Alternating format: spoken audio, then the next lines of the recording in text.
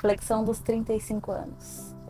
Com 35 anos vividos, talvez os dois maiores aprendizados que eu aprendi e que eu trago comigo e que eu acho que são de muito valor, um é aprender a aprender.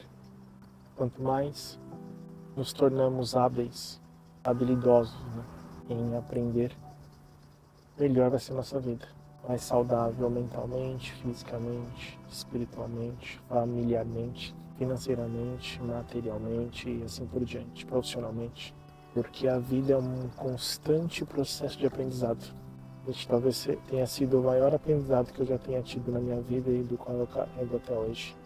35 anos, talvez esse seja a maior reflexão, de olhar para mim mesmo e falar, aprendi alguma coisa?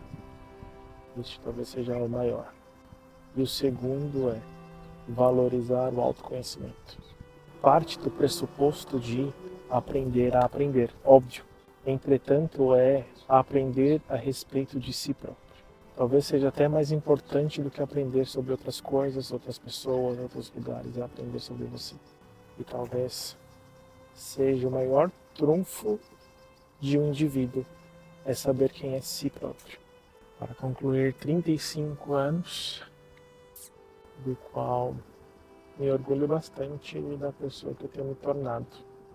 Só olhando para trás que a gente consegue entender por que estamos aqui, onde estamos.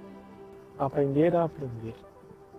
E autoconhecimento, né, que é aprender sobre si próprio, permite você começar a abrir os ouvidos internos, sua voz interior começa a soar mais audivelmente, mais alto, e você tem a oportunidade de escolher caminhos dos quais você nasceu para viver e não o outro diz para você que você deveria viver.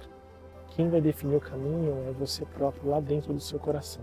Se você sente que você tem que fazer, que você tem que ir, que você tem que experimentar, faça. Porque quem vai se dar bem ou ruim lá na frente é você próprio. Quem vai colher os frutos desse plantio de hoje é você próprio, sou eu. Somente nós vamos experimentar 100% de tudo aquilo que acontece com a gente. Aqueles dias de ansiedade, só nós sentimos, só nós sabemos como que é.